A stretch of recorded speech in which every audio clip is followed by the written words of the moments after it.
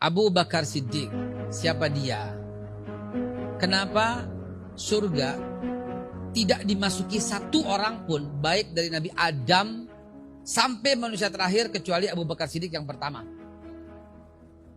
Hadis sahih riwayat Muslim, hadis qudsi. Allah berfirman, sesungguhnya aku mengharamkan surga sebelum kau ya Muhammad, dan umatmu masuk terlebih dahulu ke dalamnya.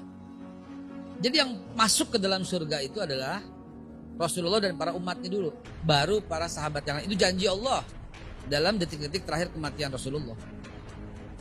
Dalam hadis yang lain Rasulullah juga bersabda, sesungguhnya umatku yang pertama kali masuk ke surga adalah Abu Bakar Siddiq. Jadi orang pertama masuk surga dari Nabi Adam, ada Nabi Ibrahim, ada Nabi Musa, semuanya itu yang paling pertama kali menginjakkan kaki masuk surga adalah Abu Bakar Siddiq. Rasulullah tentunya, tapi Rasulullah kan gak mau keluar dari Firdaus. Sampai ditanya, ya Rasulullah ini surgamu? Enggak. Aina tarakta ummati, kata Rasulullah. Keluar dari surga. Kau taruh di mana umatku, wahai malaikat? Begitu kan?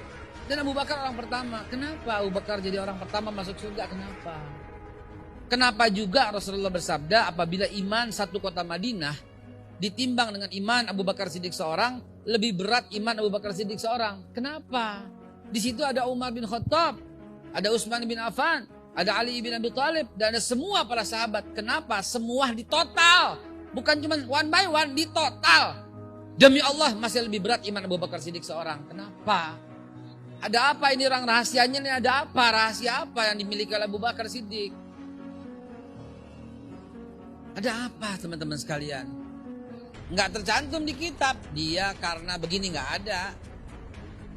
Kitab mana yang menjelaskan Abu Bakar begini karena begini, nggak ada. Nah itulah yang pentingnya, bukan ngaji nahu soroh biasa, bukan ngaji Quran biasa, tapi ini yang disebut ngaji mantek bayan. Itu logika, mencari ilmu di balik ilmu. Ketemunya di hadis juga. Rasulullah bersabda, mandala ala khairin falahu mithlu ajrin fa'ilihi. Siapa yang mempelopori sebuah perubahan, menjadi penggerak perubahan,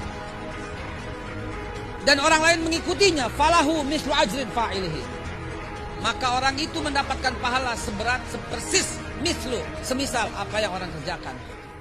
Maka dimanapun yang namanya Utsman bin Affan sujud, demi Allah pahalanya buat Utsman bin Affan dan buat Abu Bakar. Kenapa? Karena lisan Abu Bakar yang mengislamkan Utsman bin Affan. Abu Bakar dakwah kepada Abdurrahman bin Auf, dan Abdurrahman bin Auf masuk Islam karena sebab Abu Bakar. Abu Bakar dakwah kepada Thalhah, Ubaidillah dan Zubair bin Awam, dan dua-duanya masuk karena Abu Bakar Siddiq. Yang lebih mengagumkan, Sa'ad bin Abi Waqqas masuk Islam karena lisannya Abu Bakar Siddiq.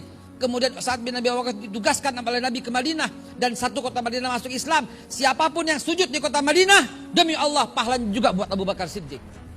Bagaimana nggak hebat penggerak perubahan itu, saudara? Penggerak perubahan itu adalah, ya Rob, ini dahsyatnya penggerak perubahan. Dan antum teman-teman para wartawan yang hadir sekarang berhak dan insya Allah mendapatkan itu ketika menuliskan berita ini dengan benar. Dan orang jadi nonton, jadi lihat, jadi berubah gara-gara tulisan antum semua. Apa sih ini? Siapa yang nulis? Oh ini. Gue lihat. Boleh juga ya. Gara-gara tulisan antum itu orang jadi banyak berubah. Demi Allah antum berhak mendapatkan pahala itu. Antumnya udah tidur, lagi santai, lagi buang air, lagi bobo, lagi ngapain aja, tapi pahala terus tercatat oleh rakib sebelah kanan antum. Gara-gara lisan Abu Bakar Siddiq, Utsman bin Affan masuk Islam. Gara-gara lisan Utsman bin Affan, Muawiyah masuk Islam. Dan Muawiyah diutus oleh Utsman bin Affan ke Jepara, Kalingga, kerajaan Kalingga, 646.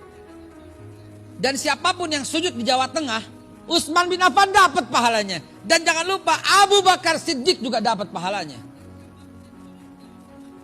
Coba. Kebayang nggak gitu loh.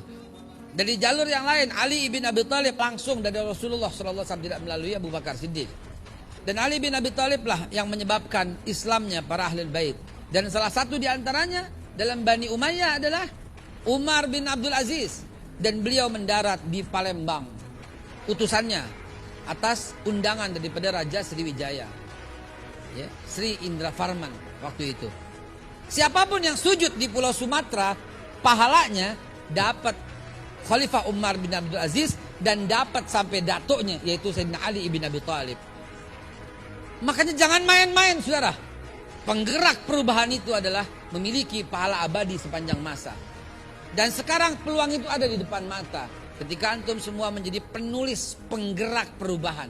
Di mana orang akan nonton acara ini dan berubah karena tulisan antum. Lihat nggak ini sebuah contoh orang yang mementingkan untuk orang lain. Dan Amazing Muharram ini orangnya mementingkan orang lain untuk berubah. Karena itu temanya adalah penggerak perubahan. Dan sekarang ada di tangan antum teman-teman para wartawan. Semoga Allah Subhanahu wa taala membukakan hati kita menjadi penggerak-penggerak perubahan dan kita akan bersanding di belakang benderanya Abu Bakar Siddiq dan Abu Bakar Siddiq dan kita semua berada di belakang benderanya Rasulullah sallallahu alaihi wasallam. Shallu ala Nabi Muhammad.